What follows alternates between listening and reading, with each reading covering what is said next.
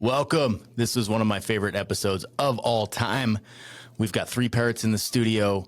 We're going to talk about magic tricks, illusions, and wingsuit skydiving. That's a lot to talk about. Let's go.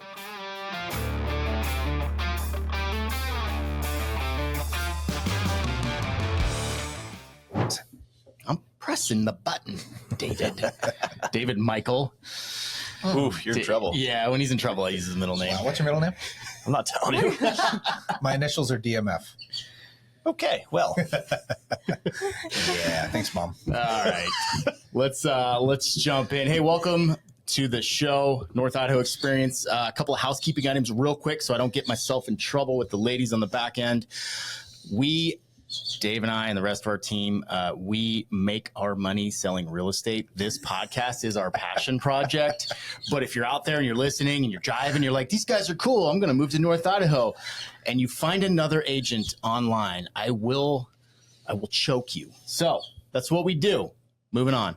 Dave's going to hit it with the bio. You realize that we had to pay somebody to tell us, hey, don't forget to tell people. Yeah. We're not real salesy, so we don't. But we paid a lot of money for somebody to say, hey, don't forget to tell people. That's good.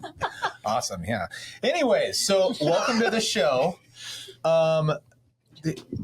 We have a parrot here today. Is that the right term? It is. He is specifically a blue-throated macaw, which is a type of What's parrot. that? What's the cartoon? Not cartoon. Rio? Yeah. Did you guys know they screwed up the feet?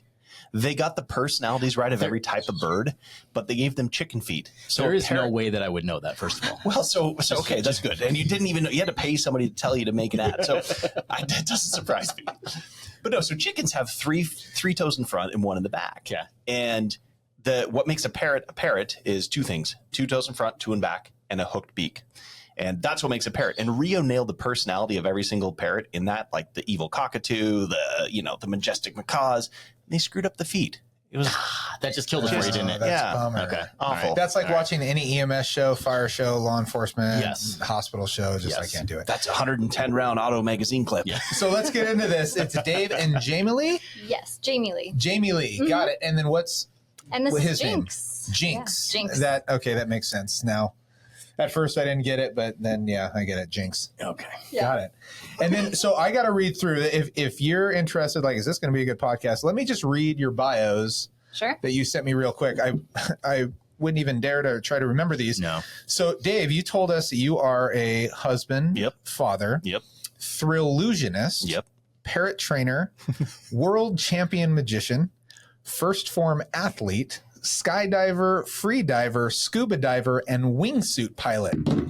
Could Come he on, actually go last? That's a lot of fun, man. The list is long. It's really weird. I was telling you guys off camera here where it's like we get a lot of first class upgrades through Delta because we have their Amex and people in first class like to talk more than people in coach. And they always want to say like, oh, what do you do for a living? And I just tell them internet security and it just shuts them down. They're like, Yeah, don't go there. That sounds boring. Because otherwise you're talking for 4 hours and Right. today it's only an hour. So it's good. Goodness. Right. And Dave's answer to that, my Dave's answer to that was, You said you were going to call him Mike. David Michael's answer to that was just tell me you're a realtor because nobody wants to talk about real estate. So there you go. It's true. It'll shut down a conversation every time. really quick. There you go. Okay, so we got a lot of questions to go in there, but Jamie's bio. yeah, okay, I got to read this too. So, Read it. wife, mother, we're starting off the same here. I'm starting to see a trend with who wrote my bio. Thrillusionista? Thrillusionista. Okay, it's a big word. Business owner to North and Idaho. CEO of a 7-figure business geared towards saving parrots one person at a time, director of a nonprofit 501c3 Project Parrots, and overall badass. Oh. I might have written that for you. Aw, That's thanks, pretty cool. babe. I like Yeah. That's the first time I've We've been actually married heard that. 7,545 days, so you got to like Solid days? play, sir. Yeah, well, you got to count some more than others, right? I think I did this not too long ago, and I realized I'm like 330 months old or something. Oof. Calculate how many you got left. That's the real question. Oh. Wow. I mean, average. can right? we not be fatalistic Okay, right now? right, Okay, yeah, right. so Hey, well, hold on. So North Idaho is obviously the perfect geography for parrots. So this all makes sense. right? Obviously. Because they live here Not if naturally, you ask our correct? neighbor. I see those big ones with the white heads here, those giant parrots that sit on top of the Nation? trees. Yeah. Owls? Not those. I don't know. They're up here too. Eagles, man. No. Eagles, bald eagles. Yeah. Yeah. Is there any relation there? No, probably not. Does this So look like birds. eagles are They're birds of prey. And these are prey. These are prey. So we work with the prey type of birds. Okay. And their heads not are the birds of blue. prey. So what came first here? I'm going to jump out of airplanes with a wingsuit on, or the parrots, or the magic? Started with magic. Okay. I was 4 years old. My brother was 7, and I grew up in Spokane. He got a magic gift for Christmas. I stole it. That's it. What was high school like for you? Well, I didn't have any friends. You knew where I was going. What do you think? You knew where I was going. I sat alone eating lunch in the drama room. I didn't even get along with the drama kids. But look That's at how you weird now. I was. Look at you now. I know, but you had the only reason you know about me is I emailed you. Yes, so that it's is- really this isn't helping my case. Could have left that out. Well, okay, we can edit that out, right? Oh yeah. I can see how magic is like the cultivus for It's a all chick this. The magnet. way that, absolutely. Yeah. And it seems like you started out with magic. Where did this go? I mean, you didn't not 4 years old, but where did you end up really starting to do magic? 5th grade, I did my first show, and then 6th grade, I did 2 shows. 7th grade, I did more shows. By high school, I was full time, and by 17, I was performing at Silverwood, sleeping in a 8 by 10 foot cargo trailer. Get out of here. Doing 17 shows a week. And then I won a world championship that year doing my dove act with birds that appeared and disappeared. And then Are there any in here right now? Doves. I just want to know. Take your hat Hiding. off. Take your hat off right now. birds? This is just literally the whole intro, dude. If a fucking bird comes out of his hat, I'll believe it all. So, at 17, I won a world championship and was hired back the next year. And I thought, man, I'd love to include a parrot. And so the ending of my act was I had all these doves, and they would go in a cage, and I'd vanish the cage full of doves. And I wanted to make a macaw appear. Well, my parents had a macaw and a Senegal parrot and a budgie. And the macaw was just mean. And really back then, we're talking more than 20 years ago, macaws were kind of like trophy pets, right? And so my parents were not really much different. And, they cared for the bird, but they didn't really know what they're doing like we all know as a community now. And I learned that through training it to do a card trick, this evil bird became pretty nice. And I was like, man, this is kind of cool. And I never got that bird in the show, but I got a different bird in the show. And then I realized, oh, man, if you want birds to appear when there's pyrotechnics, there's 10,000 people, there's all sorts of animals from all over the world, you better become a good parrot trainer. And there's a huge gap between owning a pet parrot and training birds for a zoo. And so we formed a company called BirdTricks where we fill that gap. And so people that own a pet parrot, most people don't realize they're the number 3 most popular pet parrot, but the number 1 most popular pet, but the number 1 most rehomed. Really? And it's awful because these guys can live 80 years. They're intelligent. They have a cognitive ability of a 5-year-old child, which is the average of this room. Accurate. Okay. I bring it down. But and so we just set out to save parrots one person at a time, and it worked because to get birds better and better in the magic show, we were performing arenas around the country for 10,000 people. These birds have to do what we need 99.9% of the time, but we have to have them want to do what we want them to need to do. Yeah. And so we ended up kind of forming this company called BirdTricks, where we teach people how to train their birds. And through education, people are not having to rehome their birds because they're realizing that these animals are not domesticated. They're super challenging, but with proper training and education, we can give them the best life possible. I like the catchphrase, saving parrots one person at a time. You wouldn't like it if you knew how it started. Well, it actually reminds me of our new selling freedom one home at a time. I'm just going to put that out there one more time, just so the ladies don't kill me. I prefer the slogan, "We're full." Yeah, I hear that a lot. Yeah. But my counter to that is they're coming anyway. We got to make sure the right ones come here. That's what it This is. is okay. Yeah, Cheers. there's no, the secret's out. I feel like we could very easily transition into magic just because we're a little bit of squirrels. So if you give us both a glass of whiskey, Rein it in. I'm telling you, you give us both a glass of whiskey, we start coming up with ideas. Yeah. And then next thing you know, we're trying to buy limos or we're trying to do something like That's the real thing. Yeah. Quick question. So I'm guessing chickens cannot be trained in the same way. I have a lot of chickens. And No, it's actually they're incredibly intelligent. I And if you almost want said to they were learn, dumb. Really? no, they're super smart. And in fact, when people ask us what's the first bird you recommend, I say chickens in case it doesn't work out. Get out of here. Dave. What? Dave. What? I'm just saying it's North Jamie. Idaho. Jamie, is he steering me wrong? Am I going to spend a lot of time boy. trying to train a chicken? They and it's are not- very trainable. I Okay. just meant where he was going otherwise. Which didn't I work see. The out. other Dave was I saying see. you were good at choking it, and I didn't know what he meant. And then I Right. started to think, Yes, yes, yes. yeah. Yeah, And we I think, just dove. We just took a dive. yeah, right. That's okay. We do that a lot. It's fine. It's fine. No, so actually chickens are they're very, very trainable. I don't know if I would say they're very intelligent. I don't have enough experience working with them, but Yeah. you can train them. So there was a bird show in Sydney, Australia that I saw when I was 19 and later met the producer of it. His name's Steve Martin, not the comedian, although this guy's really funny too. But he trained this show for the Taronga Zoo in Sydney, Australia. And it starts out with the chicken running out on stage and he pulls a little lever and it drops a sign that says, "Welcome to the show." And then runs off stage. So yeah, they're very trainable. So I've got a rooster that is a certified asshole. Hank? Yeah, Hank. And he like How do you know the name so fast? it's strange. There's a long story behind that. But so he is ultra aggressive towards me, and I can only assume it's because I'm the alpha, right? I was going to go there. Yeah. He's fine with Dave though. I'm pretty sure We he's, get along. he's dominated my wife and daughter. Like they're just part of the flock now, so they got to watch out for him. You know what I mean? But I'm like, how do I get this dude less aggressive? Because I love him. I love what he represents, right? I mean, he represents everything that is masculine. Like he would fight anything in the world. It doesn't matter. But very damn masculine. it He's is, just an it is, asshole. That's all I heard. and maybe there's a connection there. I don't know. But I cannot go in the yard without this dude. And he'll creep up behind me, right? So I'm just doing my thing and I hear like, I'm like, oh shit. And I turn and he's like right there. And he'll come at me and he kicks really hard. So I don't know. Like, is this something I can train out of him or do I? All I can say is don't get a donkey. See, I was thinking about getting a mini donkey. Oh, I mean, come on, they're cute. they're cute. Yeah. Yeah. Okay. Yeah. So- Could you train out of? I don't know. You're fighting. Can I send them up to you guys to work with? Like, is that a thing? There's They're what's the technically name? poultry, which is also not something we Oh. work with. Yeah, KFC is a There good goes, spot there for goes training. Jamie Oh my getting. There goes gosh. Jamie getting all I knew it. realistic. I can see Yeah. her looking at him, and I'm like, he's going somewhere. Yeah, Oh, yeah. Yeah, he's- that's on my mind, and I'm not opposed to that because, like, one of these days it's going to be a fight to the death, and Ooh. hopefully I Well, win. let's get back to this real quick. Yeah, So sorry, I got you sidetracked. did, yeah. No. Okay, so you started. You won a bunch of magic shows. Okay, you were living in a trailer doing 17 a week Down by the river. out of the river. Now I have a cargo van. Yeah. Living your best life. So then, what type of magic are we talking about at that point? So mostly stage illusions. I actually did start my career at Red Robin Restaurant in Northside Spokane there, and doing close-up magic on weekends. It actually was a really funny story. I walked in, I was like, "Hey, is this? I'd like to meet the manager." And they're like, "This is the manager." I'm like, "Cool, I'm Dave. I'm your new magician." They're like, "We don't have a magician." I'm like, "You do now. I'll start Friday. If you like it, you can keep me hired."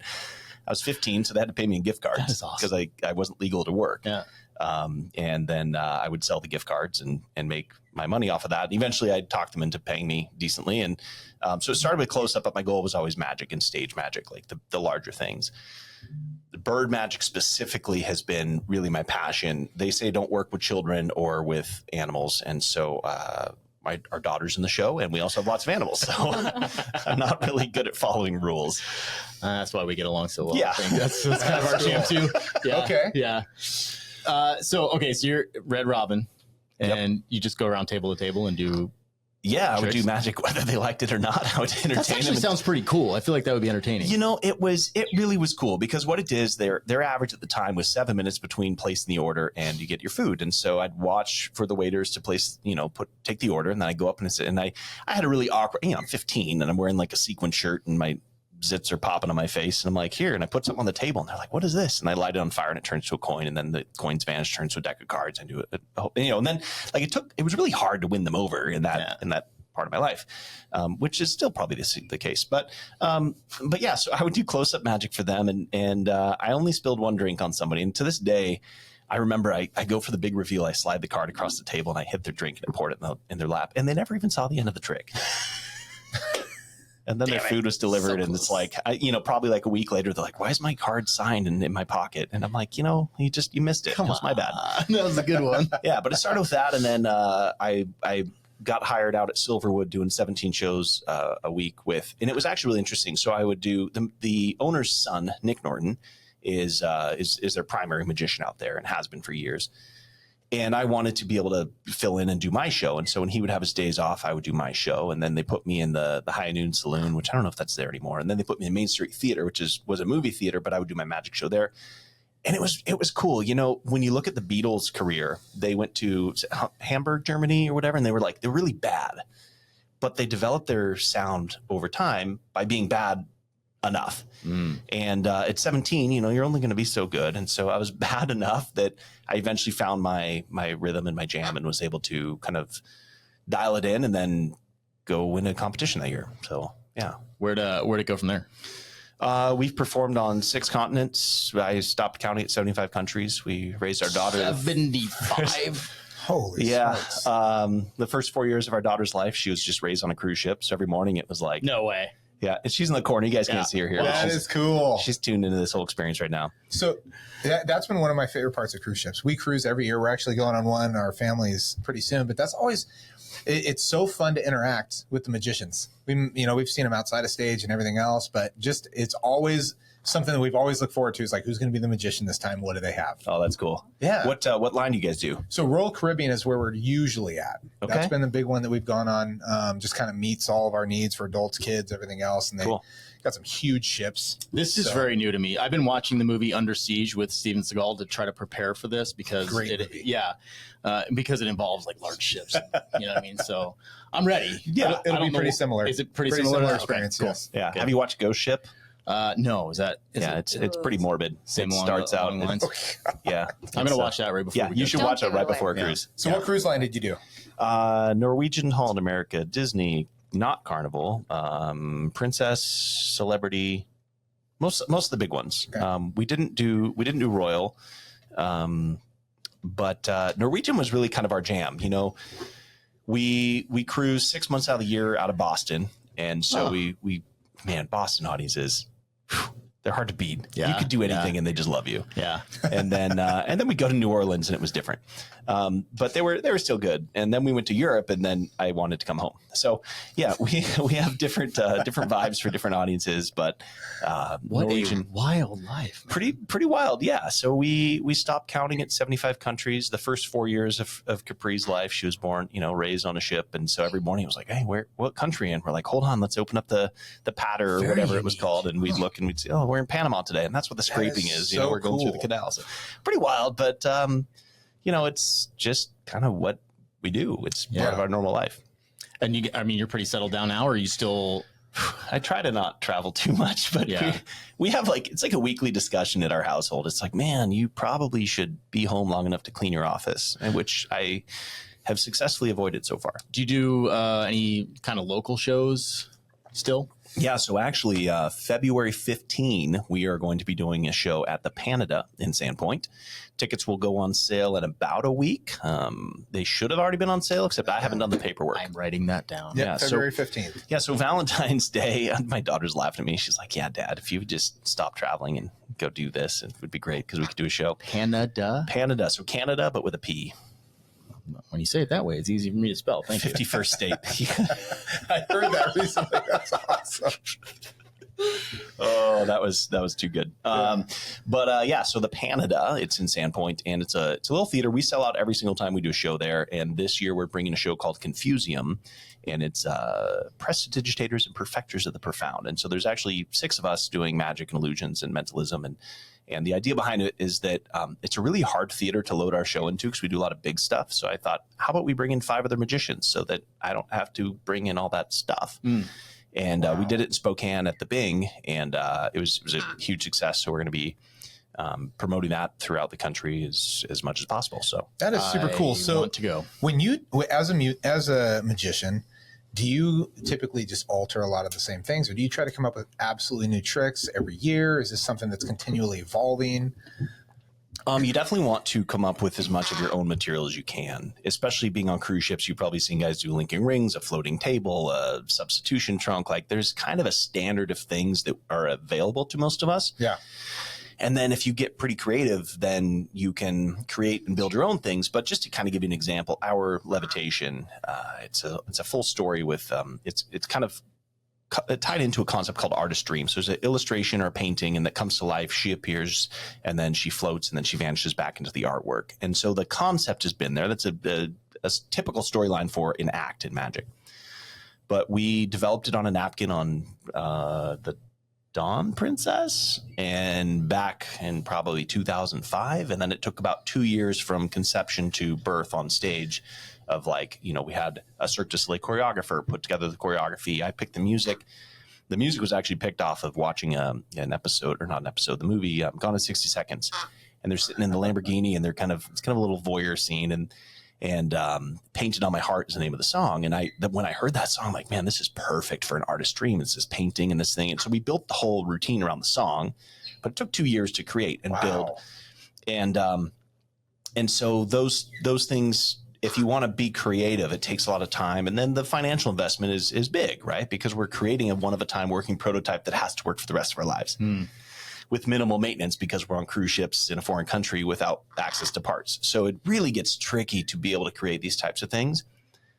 And we create as much as we can, but we also network with a lot of other creative people that kind of franchise their stuff to us. I think honestly, that's probably the most intriguing thing about magic. So I can tell you right now that Dave's a fanboy. I think that's awesome. But it's funny. Most of the magicians I met, very similar personalities. Like they love likable. Yeah. Well, they love the entertainment and they love the secret, right? Yeah. They love to be able to hold that back. Like if you try to ask them a question like, how'd you do that? It's always the same thing from somebody. You're like, oh man. But it's so cool because it really is like one of the few things that everybody kind of keeps everything really on the down low. I've never had anybody give me a straight answer on anything. And I think that's part of the job, right? It's like going to a doctor. Exactly. And they just won't tell you straight up. Yeah, and I get it. I like it. I have one magic trick, and that's it. So I told him I'm gonna do it on him. And he explained it to me in detail, and I was like, I mean, it sounds cool. There's this podcast that we've been on 4 times, and it's so funny. He does this trick. He calls it by the actual secret of the trick. So I'm not gonna expose it. But he sends me the clips of every single show he does it. He screws up the trick, and you make a silk vanish, and he messes it up every single time. And I get, yeah, it's fun. It's fun to entertain people. I always like to say, I'm an entertainer first, and magic is my outlet. So I guess that was my question too, is that how do you learn when you get into this? Obviously at a young age, you learn to do certain magic tricks, everything else. I'm sure as you get better at it, you kind of develop your own things. You kind of start to figure it out. Yeah. Is there like underlying principles to a lot of the same things? Yeah, I think the hard thing is going to a show, and Jamie will probably be able to add a little bit more to this, but I have never sat down and said, here's how we do every single thing in the show. And I think the reason behind that is, as a magician, we learn all the fundamentals or the key concepts. We can't go to a show and be amazed anymore. And it really takes away the magic. And so recognizing that early on, like my career kind of started when Fox's Secrets Revealed came out for David Copperfield was huge. He had done his 15 years of magic. Lance Burton was on TV. World's Greatest Magic was every night before Thanksgiving for 5 years. Magic was huge. And then Fox came out with a show revealing it all. What they didn't realize is that people might spend 18 to 20 grand on one piece of magic that lasts 2 minutes in an hour and a half long show. So these shows take us forever to put together. Right. And that's just the equipment. That's excluding costuming and choreography and all this other stuff. And so I decided in high school that I was going to be an entertainer and that magic was that principle. And if I was able to entertain people first, and okay, maybe they even know how the magic works, but there's only so many principles of how it can work. So if I can entertain first, it doesn't matter if they know how the thing works. I mean, obviously our goal is that they never know. And I would say we achieve that for most of the cases, but the priority has always been entertain them first. So. Yeah. Which is a function of charisma and just presence and things like that. Yeah. Somebody said it on this we were just out there flying our parrots in the desert with 29 of our closest friends and clients. And Dave and I actually did that last week too. Yeah. Oddly enough, the sand dunes and yeah. And it was actually really interesting. One of the gentlemen said to me, he's like, what I love is that you take your work seriously, but not yourself seriously. And I think that's a big part of my career is like, at the end of the day, I'm pushing around boxes with like mirrors and girls hiding in it, you know, like, but I make it entertaining, and that's the really fun thing. And I actually don't use mirrors, so just a little disclaimer there. But, well, let me think. Nope, I don't think there's any in there. But yeah, it's just all about like the charisma and entertainment. And, you know, it's like you might have seen a comedian, you know, he's going to be funny, but like you still want to watch him be funny. Right. And that's kind of the approach we try to take. Yeah. Maybe we should touch on the birds a little bit. We have this beautiful macaw sitting here. If you're listening, I know you might be hearing it. Excuse me.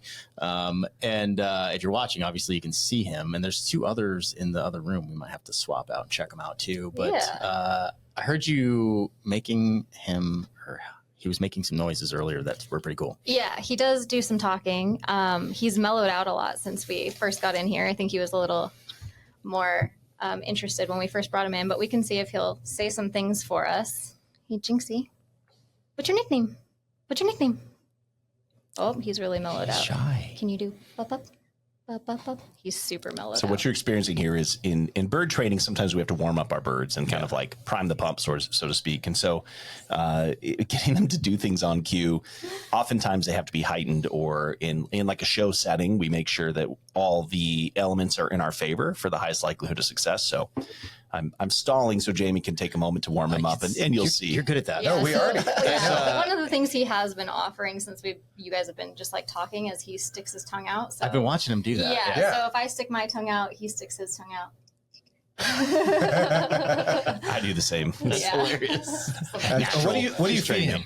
I'm feeding him little pieces of walnuts, but I have all different types of nuts in here. So I have cashews, almonds. He'll pretty much take any type of nut for the most part, but his favorite seem to be the walnuts, and I can break them in little pieces because they're nice and soft.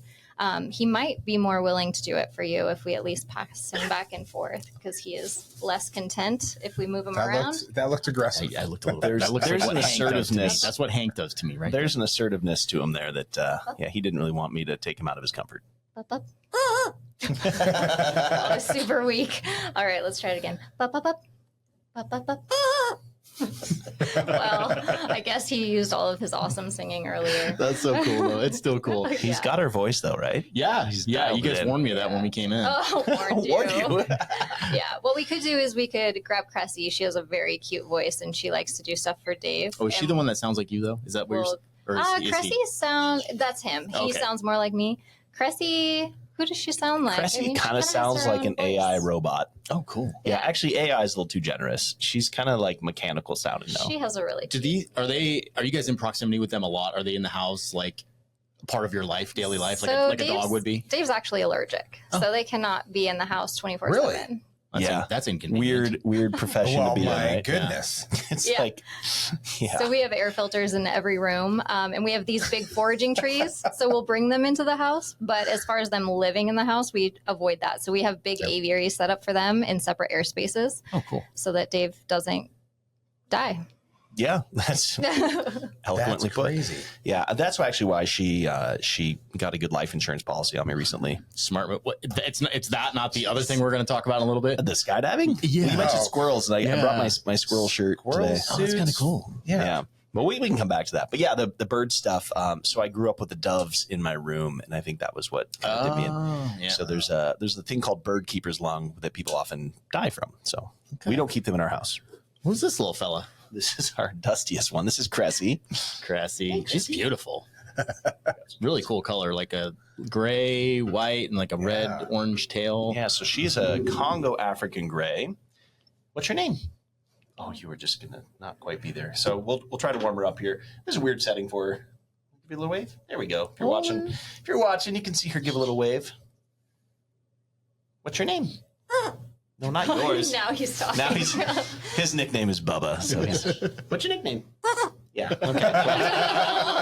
Oh my gosh. So there's a little competition going on if you can't tell here. So, all right, Cressy, what's your name? What's your name? Oh, so she does a behavior where she drops down like a bat. So That's pretty cool too. Yeah. we'll warm her up a little bit with that too. So how many birds do you guys have in your aviary? Oh, That was good. That was a good one. That was a good one. Yeah, that was a good one. Bup, bup. Oh yeah. So we have 10 parrots and 12 doves, and all 12 doves make up less than the IQ of one parrot. The doves they're just not very intelligent, unfortunately, but they're beautiful and they're part of the magic show. And then most of the parrots have become part of the show. Depending on the show we're doing, we'll integrate different parrots. The cool thing about having the parrots in the show is because they live so long, we can build a lot of the different magic routines around something they do naturally. So Jinx, we trained him to do a boomerang flight while we were on tour with arenas for 2 years. So he actually does a big flight and he comes around and appears and lands on me. And so he's integrated into a couple different routines depending on what we're doing. Cressy is part of a routine called Grandpa's Airplane. So my grandpa was a gospel singer in Spokane. His name was Merrill Womach.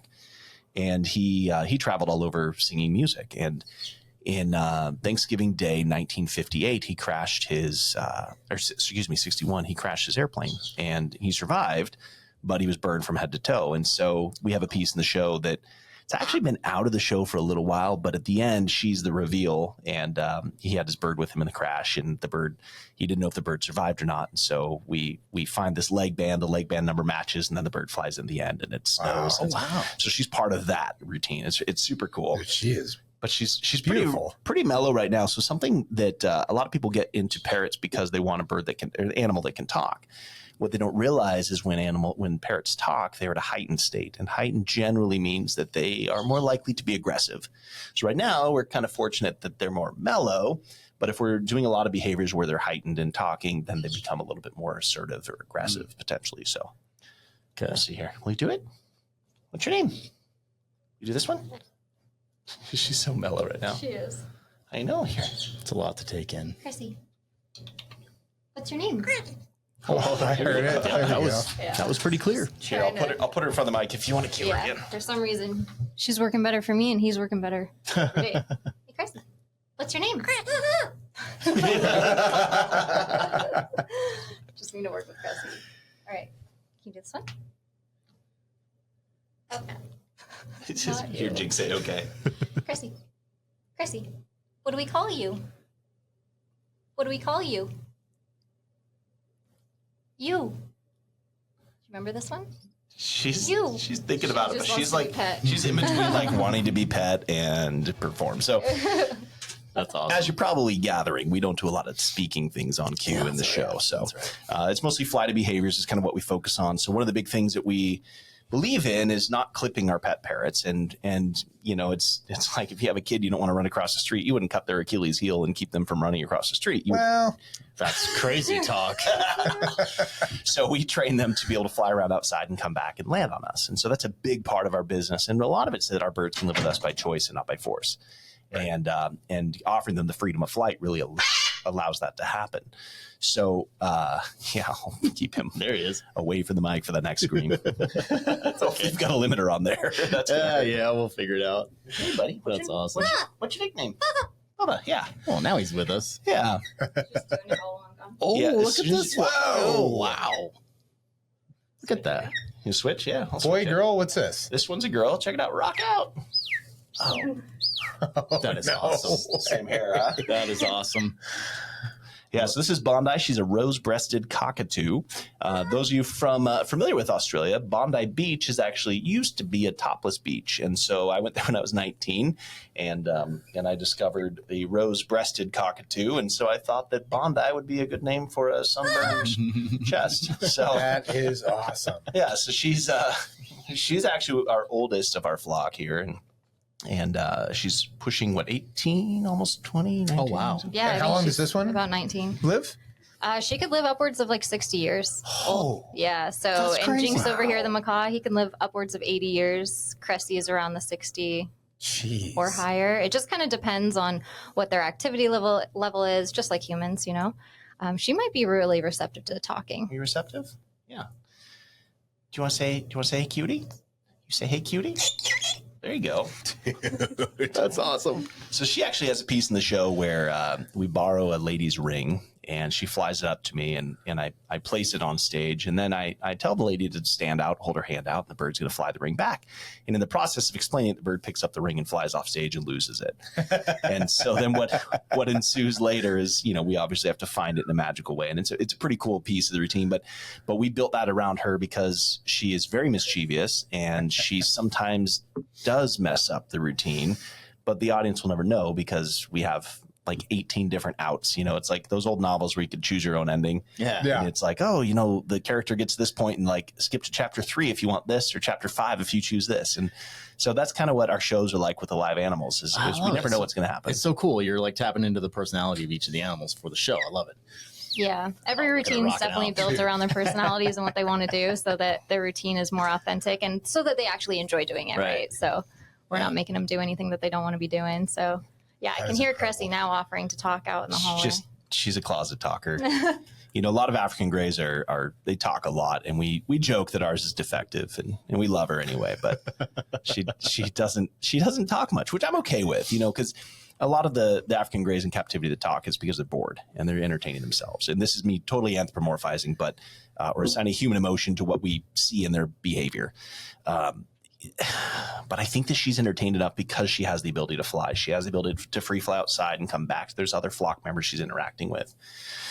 So she's not as much of a talker, but she's definitely wanting our attention now. She's trying to get our attention now. Do you want to show everybody how she goes upside down and lays on her back? Because that's pretty cute to Bondi. Oh my gosh. Look at that. Yeah. So wow. She's pretty awesome. Yeah. That's a high level of trust right there. Well, you can't mess that one up once or you're in trouble. Girl. All right, you want me to swap her out? That is great. One more time? Yeah, so those of you that couldn't see, she lets me put her on her back and then throw her in the air. We're only throwing her like 3-4 feet, 3-4 inches in the air. Yeah, those of you not watching, it was 7 feet in the air. Incredible. Yeah. She's a backflip at the top, and I catch her on her head. It's really amazing. You should see it. That is cool. So is this something that tied you into wanting to be a wingsuit guy? So, I remember being at like a football game or something, and I saw people skydive in, and I remember thinking, man, I'd love to fly the parachute, but I'd never want to skydive. And it was my buddy's bachelor party in, I think, 2017 or 2016. And we kept going to Moab to fly our birds outside, Moab, Utah. And we'd always see the billboard of like, oh, skydive, experience of a lifetime. We're like, oh yeah, we should totally go. But like, it was super convenient that we never could actually do it because we were too scared. I'd be busy. And so it was his bachelor party. And I was like, hey man, is there anything you don't want to do? And he just was like, I just don't want to go out drinking. I'm like, cool. And I hang up, and he knew immediately that I was booking us to go skydiving. So, I was hooked. We went up, and it was in a little Cessna 182. And there's only 2 people and 2 tandems. So there's only 4 of us in the plane plus a pilot. And I said, do you want to go first? He's like, you go first. I'm like, man, that just sucks for you because you got to watch me get thrown out of the plane. And then you have to what it's going to look like. Committed, yeah. Mind games. And it was interesting because I'm terrified of heights. And that's why I wanted to get into this. I'm like, man, I got to beat this fear. I hate that it was like controlling me. And so I went first. I got thrown out of the plane and loved it. And there was only 7 of us. And so when I landed, I recognized that there was one open slot on the 4th flight. And so I was like, hey, I'll go up again. And that was almost 650 jumps ago. So it's damn. Wow. Yeah. I've spent over 24 hours in free fall under wingsuit. So flying. And if you look at the miles, I haven't calculated the miles, but it's a lot of miles. Dude. That is crazy. And you started in 16 or 17. So, I mean, year wise, it's so actually 7-8 years. Yeah, my numbers are pretty low compared to most people in the sport for this long. Really? Mostly being we don't live near a drop zone. The closest one's over in Ritzville, so we're 2-hour drive away. And there's not a lot of wingsuiters over there. It's just honestly, it's me and then maybe a couple of guys that come over from like Seattle area. And it's skydiving's boring by yourself. I know that sounds really weird, but like falling is fun for the first like 20, 25 jumps. Then you want to fall with people. And you want to fall differently or fall closer or fall faster, fall in different directions. And I bought a plane and I jump in Sandpoint now. So that's what we do. No way. So who flies? You just have a pilot? Yeah. Okay. There's lots of different pilots. It's actually pretty funny. I've gotten pretty efficient at teaching people how to like throw me out of a plane. It's really not that complicated. You fly just above stall speed with a little bit of a buffer, like 10-mile-an-hour buffer, and when I climb out, you're gonna have to put in rudder input because I'm creating a lot of drag off the right wing. And then once I leave, you have to slip the plane to be able to close the door, and that's always fun because most people fail at that the first time because they just watch somebody fall out of the plane and they've never experienced that. And but you can land the plane with the door open. But yeah, it's super fun, and especially being up in Sandpoint, it's such a beautiful place. Oh, to that's be. got to be gorgeous, man. It's gorgeous. Yeah, we had a recent flight where we were in what's called IFR conditions. Like we just tapped into it. And IFR is instrument flight rules versus visual flight rules is VFR. So VFR means like, yeah, you have clear visibility. You can jump. Well, we were trying to get a little more altitude and we ended up in a cloud, and it was like, we had to get out quickly because you don't want icing. And so we're very aware. All of us are like, I've got about 100 hours as a student pilot. So I'm aware of the calculated risks involved in this. And my buddy and I, Braden, we get out and it's snowing. We're like getting pelted with snow for the first 500 feet of the jump. But there's nothing like it. So the transition from just skydiving to an actual wingsuit, is that a huge learning curve? It is. So you have to do 200 jumps before you get into a wingsuit. And I had done 184 and they just didn't check my logbook. So I think we mentioned I don't like rules. I'm sorry. But it turns out my logbook disappeared. Yeah. Well, and the theory behind it is actually intelligent. They want you to experience as many malfunctions as you can prior to being tied up in a straitjacket. But I had toured for 2 years in a straitjacket hanging above lions doing 600 shows a year. So I felt pretty confident, like, I can get out of this thing. And I've only had one cutaway, and it was actually from a balloon jump. And a cutaway means like your main parachute doesn't open, and you hit a certain altitude where you have to have decided to, if you can't land that parachute, you have to cut away.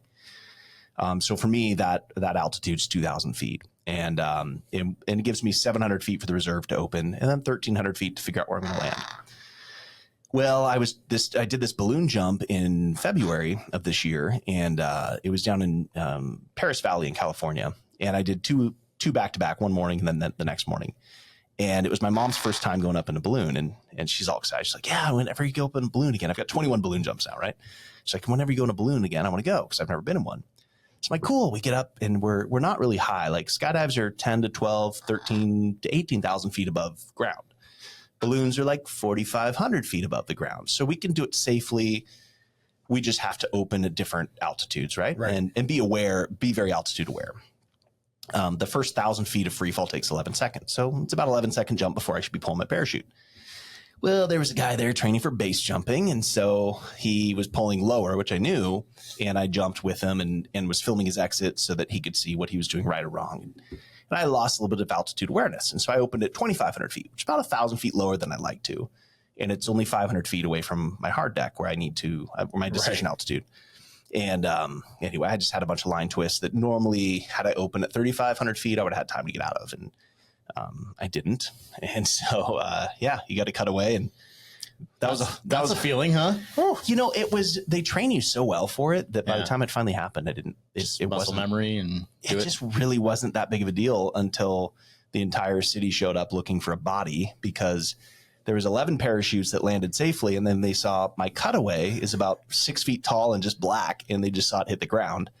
And, and so somebody thought it was me. And so, I land near it, I pick it up, I get in the van, and we drive back to where the balloon's landing. And I'm like, oh, and there's other people in the van. I'm like, oh, these guys must be looking for me, because I see some paramedics, but they're like kind of going slowly. I don't really think much of it. Well, it turns out they were looking for me, and so was the whole city. The state troopers, the police, the sheriff, the paramedics, the fire department, everybody was looking for a body. And they were not happy when they found me alive. That's weird. So their whole excitement for the day just went out the window. That's dark, Dave. Yeah.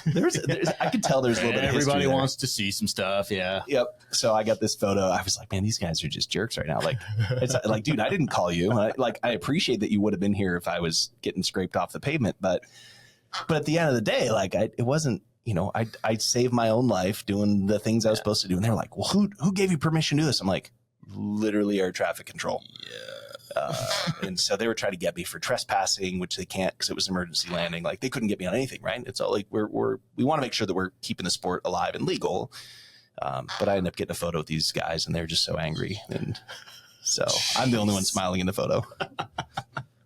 Oh my gosh! So where do you go with that? I mean, you're a sponsored athlete for wingsuiting? Is that? Yeah, so there's a fitness company called First Form, and really great company, American First Values, really aligns with the North Idaho experience for sure.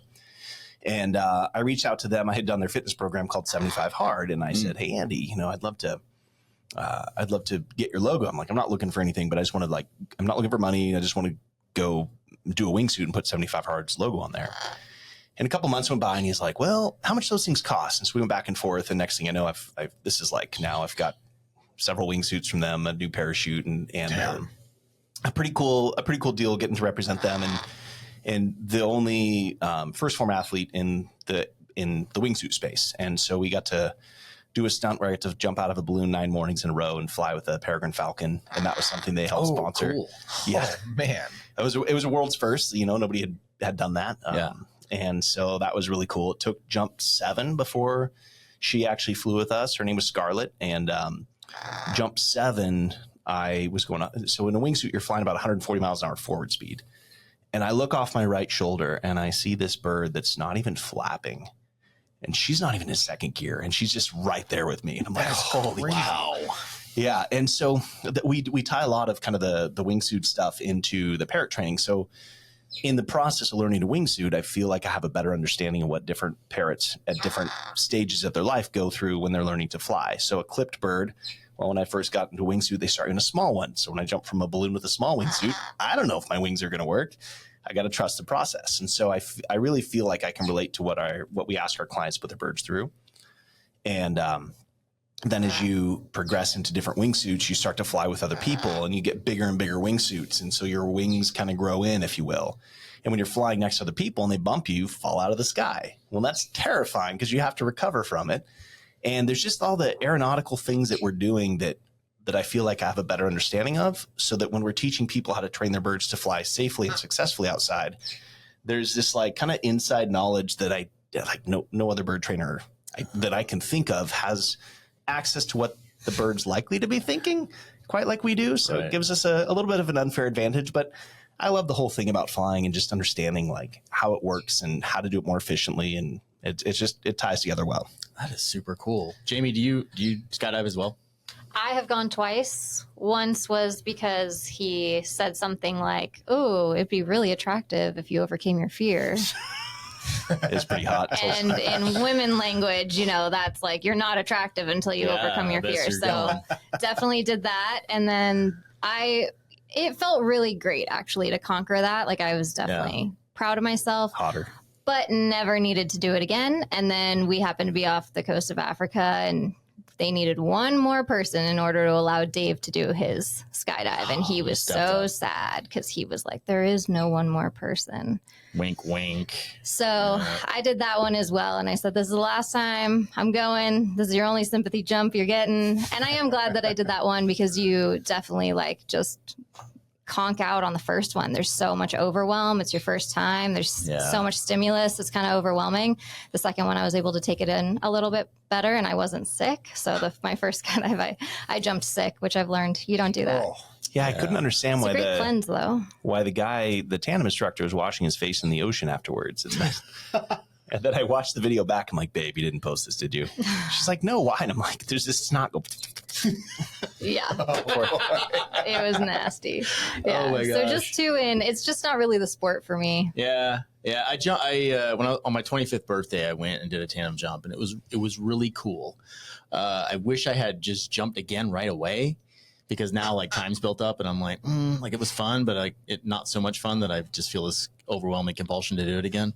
You know what I mean? So I don't know what you mean. Yeah. Yeah. So you guys know what I mean. Yeah. So let's get to this now. So now you've done all these things. Obviously, you're going to continue wingsuiting, right? Yeah. Is there an end game for that? Is there something that you're building up for? So I've kind of come to a realization recently that I'm into what I'm starting to call boutique jumps. It's not that I'm going to the drop zone, hanging with the bros and doing 18 jumps in a weekend. Like, I don't really care. You know, I want to get better and I want to be as proficient as I can, but I want to really have fun doing it. Hot air balloon jumps are definitely my favorite. It's just magical. You don't know where you're going to land the balloon. You don't know where you're going to land your parachute. Like, you kind of figure it out in the moment, of course, but that, like helicopter jumps, or like having my last birthday up here in Sandpoint, I got a bunch of friends together and we did a bunch of jumps out of 2 Cessna 182s. We landed in Jamie's parents' backyard and had tri-tip for dinner. And like, I mean, that's pretty damn cool. It's kind of the point of what skydiving is, right? Like, there's no other element of aviation that you can be so carefree and, like, I don't know, cavalier is maybe not the right word. Like, we take a very calculated risk. You know, I'll put it this way. I sold my motorcycle to get into wingsuiting, right? Yeah. So I'm like, well, it's safer. And it genuinely is. Like, we have computers in our backpacks that'll deploy reserve if we're unconscious. Like, there's so many elements of safety that are implemented. But, you know, I'm not trying to push the envelope. I'm not trying to go base jump off of, you know, Mount Fuji or whatever and be proximity to the ground. And like, there's guys that do that. I was going to ask about that. Dude, there's some crazy videos. That just seems like I mean, it's probably really exhilarating. It's probably pretty cool and unique, but it seems like a terrible idea.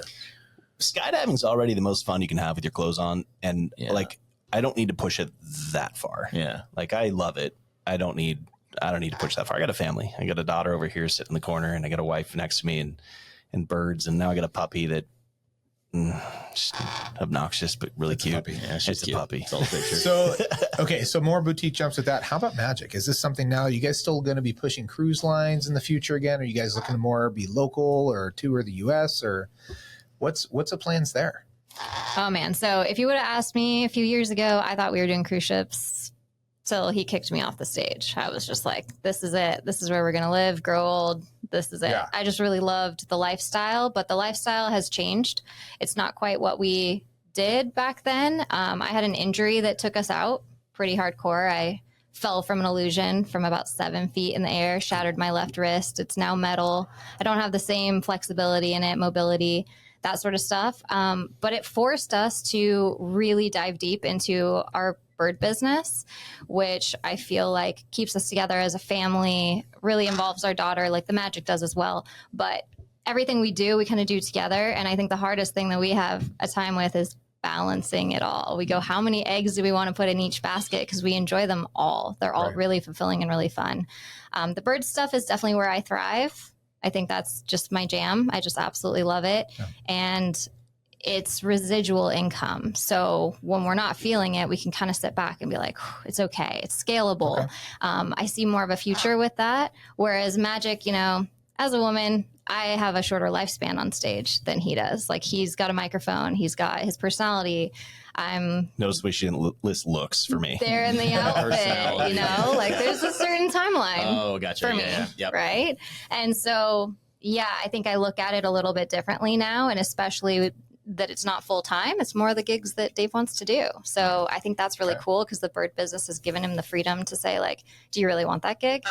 Like, is that something that you actually want to do? Or he doesn't have to choose them for money. So I think that's pretty cool. Yeah, I remember in high school thinking, like, man, I don't want to do this because I have to. I want to do it because I want to. And we've been super fortunate. We used to do 500-600 shows a year pretty consistently. We've got over 10,000 shows under our belt. And I don't need to at this point in my life. Like, I'm 41. I don't need to go do a bunch more shows. I don't need to prove myself. Like, I had a great time and I love it. And we're proficient enough at it that we can go pick up jobs and shows whenever we want. But it's not like the driving force of our income. And I just don't ever want it to be that again. Right.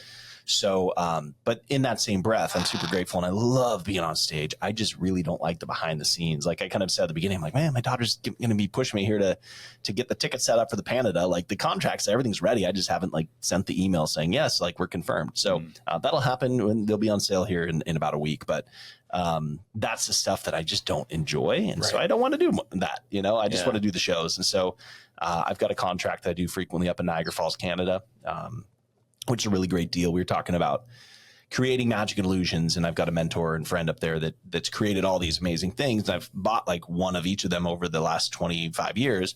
So when he goes away for shows, I'm the only guy in the world that does one of everything he has.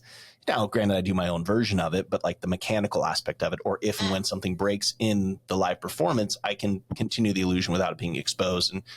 And he trusts that I'll do the best job that I can. That's pretty cool. So yeah, so I really like doing that because I can just show up with like a suitcase and then, you know, perform. And he's got the birds. It's like everything I need is already there. Actually, we trained some of his birds for him that he has in the show. So, wow. I mean, it's literally like it's a perfect balance for me to go get that like fix of doing shows.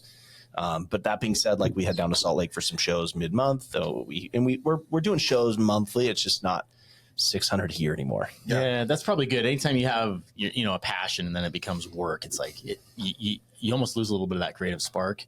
And I think that's probably you've probably found the perfect. This is what keeps frequency. us going. Yeah. This is what we love. That's what I was getting and at. Meeting people and like learning these things because doing real estate. You said it before and you're like, oh, I hope nobody here. Real estate sucks. Like the only thing that's cool about doing real estate is the fact that you meet some awesome people. Like I was just telling you about that closing today. Those people were incredible. And that was so much fun to help get them into something. But outside of that, dude, this is what we like to do. Yeah. This is a lot of fun. So I saw you brought cards. Is there a reason that you brought those? Well, and I want to know if the hand sanitizer has anything to do with it. I can't tell if that's lube or hand sanitizer. I don't want to do a trick with hand sanitizer. Oh, well. It just doesn't. You came to the wrong place. All right. Go ahead and check out those cards for me. And this is not going to be of any benefit to people listening. So you'd have to be watching this. You know what? Then that'll encourage them. Okay. I'll describe it for you guys. Go onto YouTube. Dave is checking out the cards now.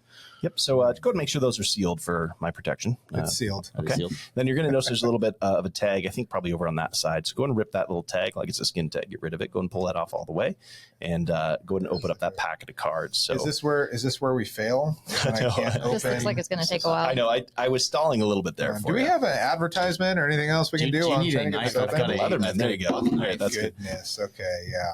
Is this part of the trick? I don't know. Yeah. Okay. I feel like the Leatherman just did something now. Okay. All right. So go ahead and take that plastic off the deck of cards and check it out. I feel like that did something now. I'm so excited right now. I get to see a real card trick, not one of my Dave's card tricks. My Dave. I thought you weren't going to call him that anymore. David Michaels. This is the hardest part of the trick. All right, perfect. All right. So now you'll see there's actually still a sticker on there. So this is, in fact, a brand new packet of cards. Go ahead and rip through that sticker. If you happen to rip the box, don't worry. This is the only time this. There we go. Let's just do this. You're going against the. We don't want to see me sit here and fight with this thing again. So. I mean, we kind of do because if they're listening, then they have to go to YouTube and subscribe. All right. Let's see. Thank you. Right? Nicely done. Leave your comments down below. Yeah. Don't forget to hit that bell. All right, go ahead. Nailed it. Go ahead and open up that box of cards. And you're going to notice there's two advertisement cards. So as you remove the deck, we'll get rid of the two advertisement cards. We don't need those. It's like you've opened a few card boxes in your time. All right, so we'll go ahead and take those. We'll go ahead and put those there and then go ahead and set the deck right there on the table. Perfect. So go ahead and hold up your hand for me, palm up. Let's go with the clean hand. Oh, okay. Crap, that was a clean hand. Okay, here. That's what that's for. All right, go ahead and wash your hands together. There it is. Nice and well. What is on your hand, sir? What is on there? All right, so as your hands get nice and slippery, it's going to make handling these cards a little bit difficult. My hands are no, we're not holding hands. Stop it. Okay, yeah. They really are missing out if they're not watching this live. Wow. How long do I rub this on here? Well, it's a personal question. That's what You're making it awkward now, dude. Yeah, so once your hands are dry enough, go and pick up that deck of cards and go and give it your best shuffle. Okay. All right, don't worry, nobody's watching. Unless they're on YouTube and they've subscribed and hit that bell. Best shuffle. All right. That was a poker dealer. Is that what I say right now? Were you? Just one shuffle? As much as you want. Mix them up. Okay, let's do She it. actually, wow, okay. That was like pretty slick, dude. You, no offense, but you didn't have any credibility till just now. Like Really? this is really, Yeah. like my mom always said I had the face for radio, but I just learned something this about is you. pretty cool. Yeah. So did you actually deal poker? No, my dad was a blackjack and poker dealer for a long time. Okay, so he just taught you how to shuffle the cards. Well, so I was in, I think it was in junior high, and he was like learning how to do it. He was terrible. Yeah. So he had like a felt deck. You know, he'd sit there and he'd practice all the time, and I'd come in, so I'd try to learn how to do it. And Yeah. He was worse than me, but No, that was there you great. go. All right. So I'll tell you what, I'll pick these up and we'll show the camera so everybody can hopefully see their mix. It doesn't really matter because I'm going to find it anyway. But go ahead and take any card that you like. If you see one in particular, go ahead and pull it out of there. All right. All right, excellent. I'm going to turn my back the best I can in a moment. When I do so, I want you to place that card face up on the table, sign your name nice and large, so everybody will be able to see on the screen at home, assuming that they're on YouTube watching live. There we go. All right. So go ahead and show it to the camera there. Okay. And go ahead and make sure it's face down. And then go ahead and put the cap back on the marker. Perfect. Now we'll place your card right back there for me. Excellent. Excellent. We'll show you one last time. Yep. Don't forget it. Watch closely as it goes back into the middle of the deck. In fact, I cannot get any more fair unless I let you push the card the rest of the way in. Go ahead. Perfect. And now I'm going to find your card one of two different ways. It's up to you. I can find it the tasteful way, or I could find it the disgusting way. Disgusting way. Sign me up. Disgusting. Okay, I didn't get to finish. Is this more hand gel? Well, there's you might need that later. Okay. All right. I'm going to find your card the disgusting way per your request. Got it.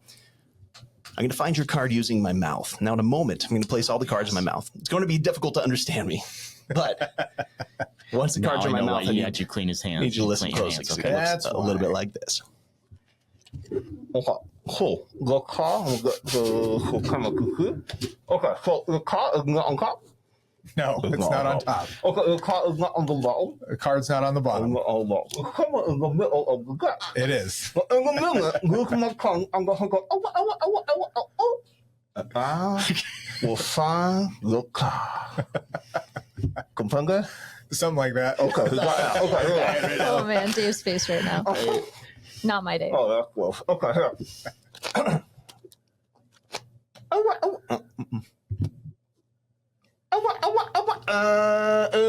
Okay. No, What? Okay. not the card. Is it close? No. Oh, crap. Okay. How? No. No? Okay. No? Nope. Oh, that one? Nope. Okay, it's going to take a while. Oh, ha, ha, ha. Excuse me.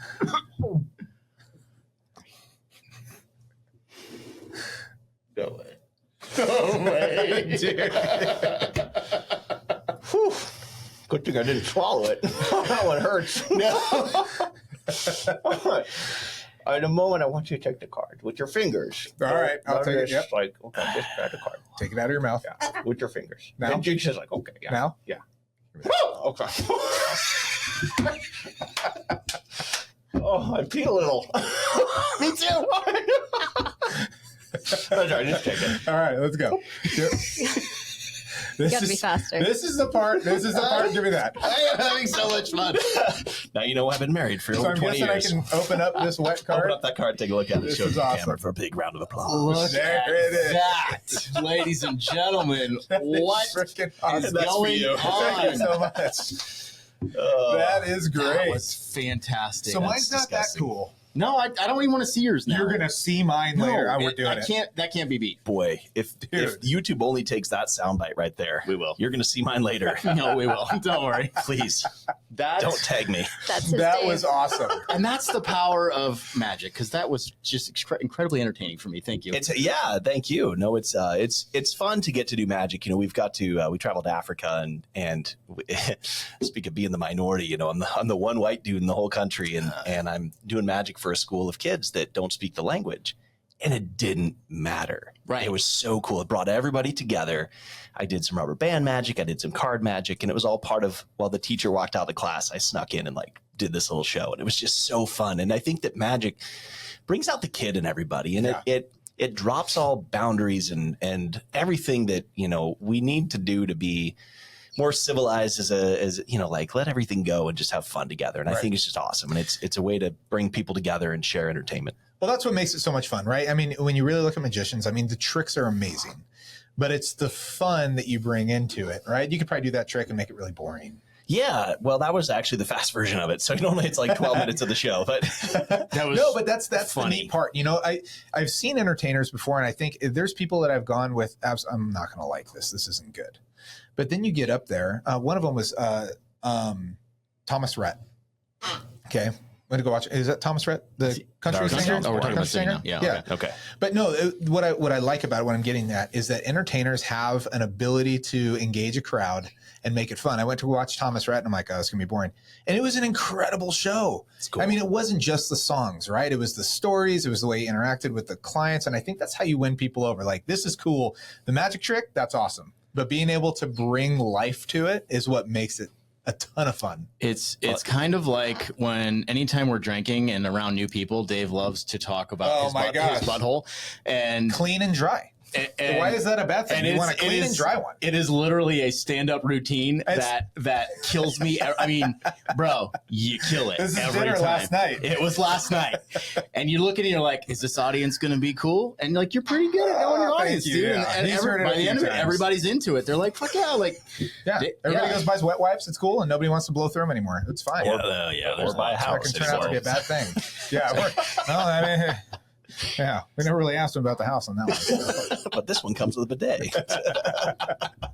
That is awesome. Oh my gosh. Super cool that you were able to do that for us. Yes. It's my pleasure. If you're not watching this, get on there and pull up the video. You need to watch that. So February 15th for the locals up here. February 15th. So tickets will go on sale December 15. That's the date I'm putting for myself as a deadline. They'll go on sale. And that'll be available if you look up Sandpoint, and the specific theater is called the Panida, Panida. And yep. When you said it was Canada with a P, you threw me off there. Like it was relevant to the 51st state joke. You but can spell Canada however you want. Yeah, that's true. COMMUNISM. Anyway, yeah. So thank you guys. Dark. Yeah, I did. We go there a lot. We will link the website for whatever websites you guys. Perfect. You probably have a lot of websites. I'm feeling like we have a few between the nonprofit that really. That's actually really an amazing thing to see that grow, and it's incredible to be able to see the work that Jamie does to be able to help people that are really in need with their parrots, and specifically help the parrots that are really in need of a good person. And and so we have the Project Parrots website, we have birdtricks.com, we've got all sorts of websites we'd be happy to share with you. Cool. Definitely want to link all those. Dave said he would go skydiving with you. I don't know. I didn't commit to that. Let's go. Yeah. Can we do tandems? What is it? The tandem squirrel suit? You know, there's one place that I know of that does it. I think it's I think it's in Europe. And knowing what I know, like I don't know the guys personally, but knowing what I know about tandem jumps and wingsuit jumps and what can go wrong with wingsuit jumps, I don't think I'd ever do a tandem wingsuit jump. I wouldn't want to either. I was expecting just a hard no. Yeah, if you exit the helicopter wrong, like I don't know how you recover from it, to be honest. Yeah. So you should go sign up for that and make sure your wife has your life insurance policy all up to speed. We just worked on that last week. Yeah, good. Keeps upping. It's just weird. Yeah, that's weird. Well, thank you. Awesome. Thank you guys. That may have been one of my most favorite podcast episodes. Like that for was sure. Great. I mean, we covered the gamut. Absolutely we great. Still have a macaw in the studio. I think that's the coolest thing ever. Yeah, he's been pretty good. He's been chilling over there. Yeah, he's doing his thing. Very chill. Well, there's your soundbite for the short right there. Yeah. So, and if you're out there watching the movie Rio, know that they didn't get it right, and I'm never going to unsee that. It bugs me so much. Now it's going to bug me too. Yeah. Whoa. It bugs him too. Bup, bup, bup. Yeah. What's your nickname? That's not it, but we'll go with it. Yeah. Oh my gosh. Well, thank you guys. That was really, really fun. I really appreciate it. Thanks for having us out here, and would be happy to do it again. So. Yeah. That's awesome. Definitely explore that. All right. Thank you guys. Bye.